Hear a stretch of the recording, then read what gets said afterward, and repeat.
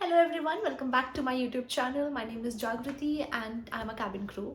Today in this video I'm going to talk about how to be a cabin crew in India. So stay tuned. I would start with really basic information which is your education. बहुत लोग को ये confusion रहता है कि हमारी education qualification क्या होनी चाहिए in order to be a cabin crew. To be honest, you just need to be 12 pass. That's it. You don't have to worry about your graduation or any additional course you need to do. No, you do not need to do because any which way अगर आप किसी भी airline में select होते हो तो वो आपको बेसिक से ट्रेन करेंगे.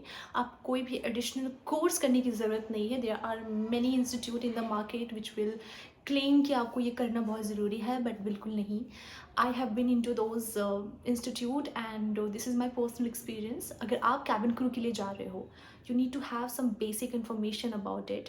That's it. अगर आपको लगता है कि अगर आपके पास ये बेसिक इन्फॉर्मेशन नहीं है और आपको इन्फॉर्मेशन गेन करने के लिए आपको कोई भी इंस्टीट्यूट की ज़रूरत है, definitely you should go for it. लेकिन अगर आपको ये लगता है कि कैबिन क्रू बनने के लिए मुझे किसी एडिशनल कोर्स की ज़रूरत है या फिर मुझे किसी इंस्टीट्यूट के थ्रू ही मेरा सिलेक्शन हो सकता है, तो ये बिल्कुल गलत है. आप 12th अगर पास हो, you can apply for any cabin crew interview in any airline and you are totally fit and eligible to go for this interview. कुछ लोगों को ये कन्फ्यूजन रहती है कि do we need to have some work experience in order to join for cabin crew interview. No. As I said कि 12th के बाद you can apply for any interview, for any cabin crew interview.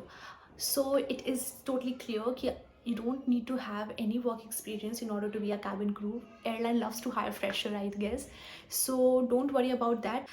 Now बहुत सारे लोगों को ये confusion रहती है कि वो बहुत लंबे नहीं है या फिर उनकी skin perfect नहीं है या फिर उनके दांत जो है वो align नहीं है, तो can they apply for cabin crew interview? So there are very basic things which you need to know.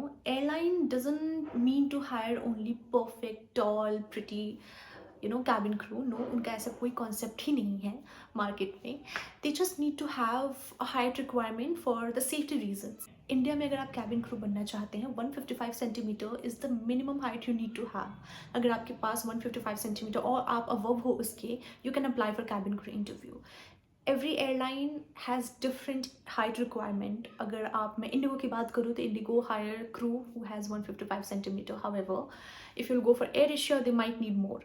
सो जब भी आप किसी भी एयरलाइन के इंटरव्यू के लिए अप्लाई करते हो थ्रू इंस्टाग्राम, अगर आपको कोई भी एयरलाइन के इंटरव्यू के बारे में पता चलता है तो उनकी डिस्क्रिप्शन में they clearly mention this thing कि उनके इंटरव्यू के लिए आपकी हाइट कितनी होनी चाहिए.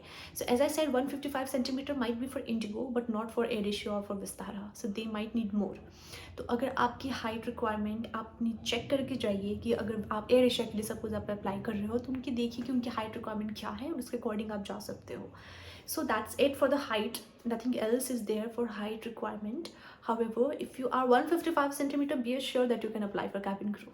अगर स्किन की बात करें तो you need to do makeup every day. Your skin needs to be in really good condition. अगर आपको कोई भी एक्ने इश्यूज हैं, they won't reject you for that reason. However they will suggest you to go and see a doctor and get this thing done.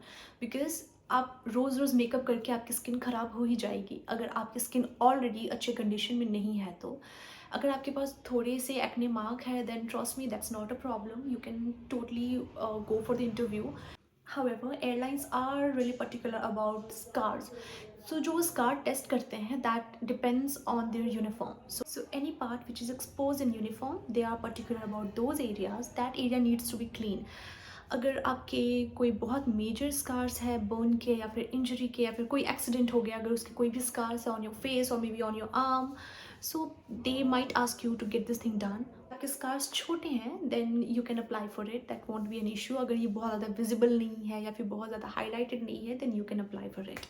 Next part जो है हमारा tattoo का है. अगर आपके टैटूज़ हैं आपके हाथ पे, आपके नेक और आपके चेस्ट और आपके गर्दनों पे या फिर आपके फिंगर्स पे, then they might ask you to remove it और they might not select you. So अगर आप कैबिन क्रू के लिए अप्लाई कर रहे हो, मेक श्योर कि आपके टैटूज़ वैसे एरिया पे ना हो जो उनके यूनिफॉर्म में विजिबल हो. See airline doesn't have any issues with you having a tattoo but they don't want it to be shown in the uniform.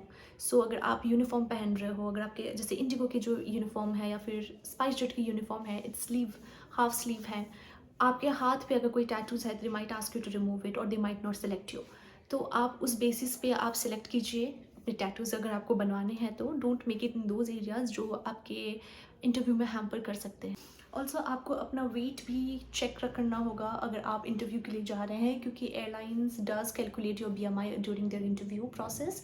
आपका वेट जो है, आपका BMI मेंटेन रहना चाहिए। फीमेल्स के लिए 18 to 22 है, मेल्स के लिए 19 to 24 है BMI। अगर आप इसके अंडर में हो then they will select you. अगर आप इसके अबव जा रहे हो तो they consider you as overweight. तो आपको अपना BMI हमेशा मेंटेन करके रखना है अगर आप कैबिन क्रू के लिए जा रहे हो तो। एक और चीज़, बहुत सारे लोग का ये क्वेश्चन होता है कि उनके अगर दांत अलाइन नहीं है बिल्कुल भी तो can they apply for cabin crew. अगर आपको पता है कि आपको कैबिन क्रू के लिए अप्लाई करना है, आपके दांत अलाइन नहीं है, then get this thing done before only. क्योंकि अगर बहुत थोड़े से अलाइनमेंट इशू है then they will select you. अगर आपके स्माइल में वो चीज़ नहीं विजिबल है then they will select you. लेकिन अगर आपके स्माइल में अगर आपके वो अलाइननेस की जो प्रॉब्लम है अगर वो दिख रहे हैं then they might ask you to get this thing done too. तो अगर आप कैबिन क्रू के लिए जा रहे हो और आपको पता है कि आपके दांतों में ये इशू है, get this thing done before only, before going into interview and get rejected on these things which could have done probably पहले ही। ऑल दिस रिक्वायरमेंट, आपका कम्युनिकेशन स्किल भी बहुत अच्छा होना चाहिए। When we say communication skill, people think कि आपकी इंग्लिश बहुत अच्छी होनी चाहिए, you need to speak vast English. नहीं, ऐसा कुछ भी नहीं है।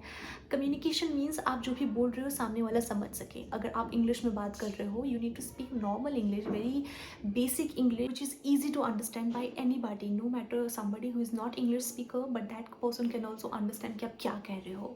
That's it. So there were some few requirements to be a cabin crew in India. I hope it helps, and if you need any suggestion or any question you can ask me in comment section. I'll reply to everyone if possible. Also, अगर आप cabin crew के लिए जा रहे हो, be positive because you might not get selected in one round, but consistency is the key. अगर आप एक बार रिजेक्ट हो रहे हो या फिर 2 बार रिजेक्ट हो रहे हो, दैट्स टोटली फाइन। हर कोई रिजेक्ट होता है, because if you ask me, I was rejected 9 or 10 times.